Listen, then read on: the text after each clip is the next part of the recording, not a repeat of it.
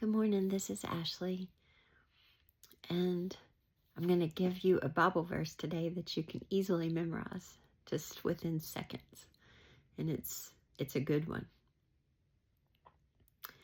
It's right before the Israelites were about to cross the Red Sea, and when they didn't know what they were going to do because the enemy was hot on their trails, and God said in Exodus 14:14, "The Lord will fight for you. All you have to do is be still." And I looked up that Hebrew word, and I don't do that guttural sound, that k sound very well. But it's kal rosh, and it's a very active stillness. And I was fascinated by that word. I just went on a tangent reading about it because it's the same word that is used sometimes to talk about how a craftsman engraves, or even how a plows through a field. And then it also means a type of silence, but it's an expectant, active silence. Think about the ground right before flowers start bursting open in the spring. It's a watchful and expectant stillness. That makes me think of the verse about the path of the righteous is like the first gleam of dawn, shining ever brighter until the full light of day. I've always loved that verse because that pre-dawn time is my absolute favorite time. It's what time I get up every day. And I like to be up before the birds. And in the springtime, I like to be able to hear the first bird begin to sing. And then see the first gleam of dawn, make out the first shapes on the porch and in the woods and the trees. And the light just is so, so slow. And it feels like a curtain rising before a play or a symphony. So when he said, "The Lord will fight for you, all you have to do is be still," and just thinking about how that Hebrew word can be used for so many different things, engraving or plowing. It just feels like this preparatory time of expectant stillness, watching for the Lord to move in your situation. So you might want to memorize that today, Exodus 14:14. Psalm 77:19, I think it is. See, yeah, Psalm 77:19.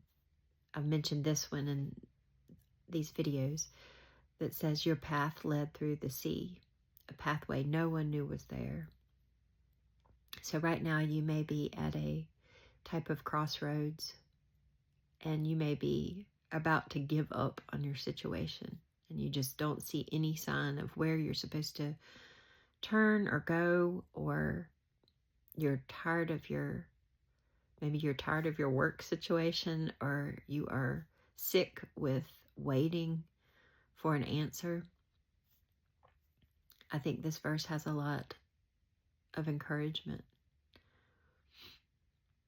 that there can be an expectant waiting stillness, that you trust that he is fighting for you. You don't have to have control over it. You're not doing anything wrong to not see something happening. He's very much at work in the hidden places, making paths no one even knows is there. And it's interesting to me in Hebrews, I wrote this down. Yeah, Hebrews 4:11. And it's talking about the Sabbath rest, the ultimate Sabbath rest. How God rested on the seventh day of creating, and then we're still in that seventh day. And it says, strive to enter that rest, which I love paradoxical statements in the Bible, because there's always some interesting thing to dig into. But that that paradox right there. Labor to enter his rest. I think there's a similar concept there with the Lord will fight for you. All you have to do is be still. It's a different word than in the famous verse, be still and know that I am God. That is a whole different Hebrew word, and it's the same word that's used for being lazy. Not that he's saying be lazy and know I'm God, but there's a weakness implied. Basically, just relax, be weak, go limp, and know that I'm God. So that's a whole different verse. But this type of stillness, it's when you're waiting for justice, or you're waiting for direction for your life, or you're waiting for deliverance, or you're waiting for vindication.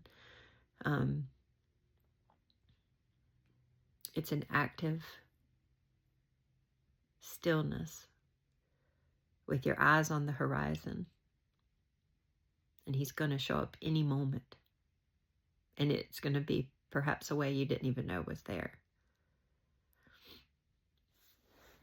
I want to close with, I forgot I had this this is a songbook, and it's so old.